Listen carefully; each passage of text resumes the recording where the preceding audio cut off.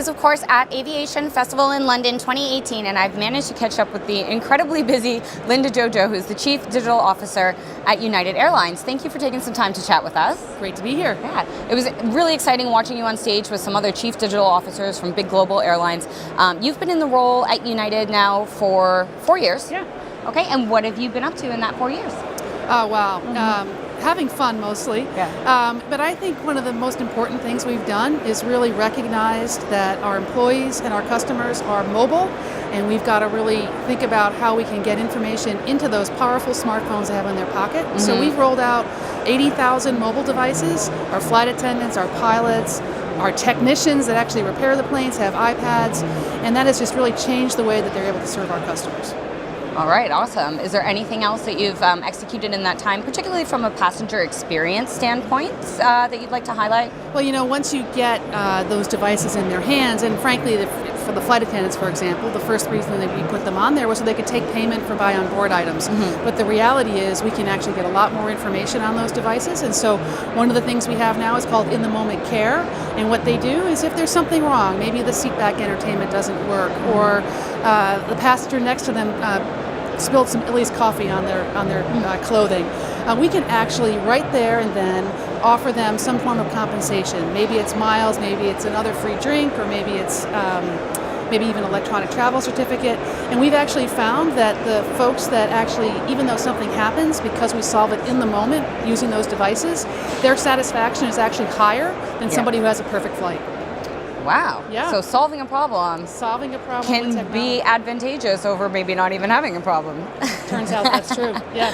Okay. We talk a lot about personalization through digitization and digital transformation.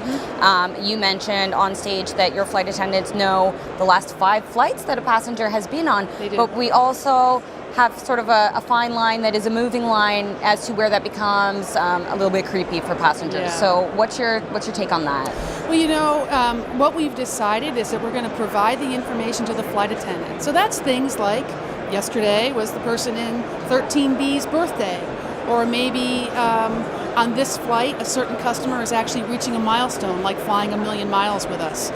We also keep track of the fact that what their connecting flight information is. So some of these things are pretty easy, right? And if someone comes up and wishes me a happy birthday, I'm okay to say thank you for that. For sure. But some people think it's creepy that I know that 3 flights ago that you were flying from San Francisco to Newark, and that for whatever reason the flight was delayed, and they find that, well, how did you know where I was there, and is that too much information? So what we've decided to do is give that information to our flight attendants and let them do what they do best, which is provide customer service, and let them use their judgment with the information they have, kind of get a sense of who that customer is and what they are comfortable with. The human touch. Right. It's always the best. It's the best, and our flight attendants are the best.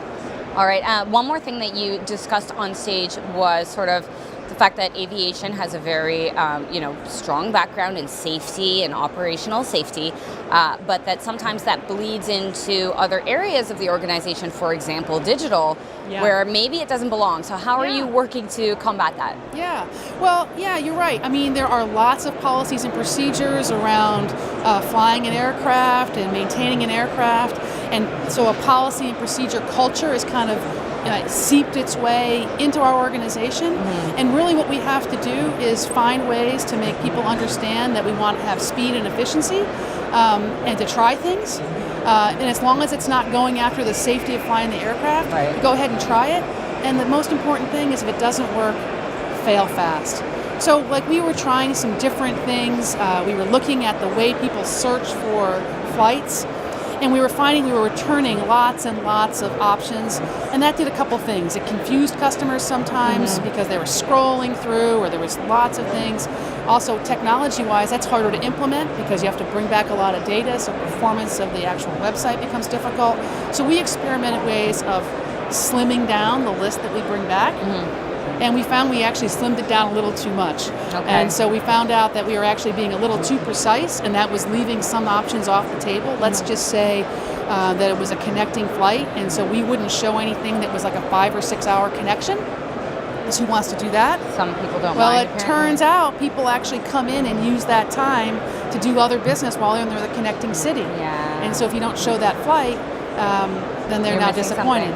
So we were able to quickly reverse on that and go backwards. So sometimes you just have to try it Yeah. and then fail fast. Makes sense. Yeah. Okay, finally, Linda, there's a lot of obviously exhibitors here, and the There are. Apex, the Apex membership is made up of a lot of vendors and solution providers to the airlines who would probably love to be doing business with you and a lot of other major chief digital officers in airlines.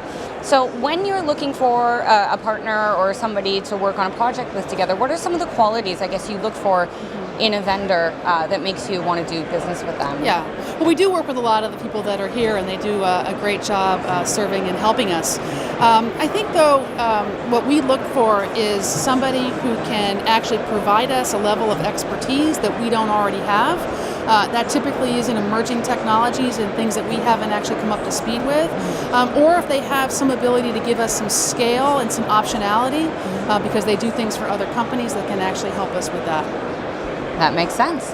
All right, well, thank you so much for spending some time with us today, Linda. I enjoyed Hope you it. have a great rest of the day. You too. Thank you. For Apex Media, I'm Marianne Simpson at Aviation Festival 2018.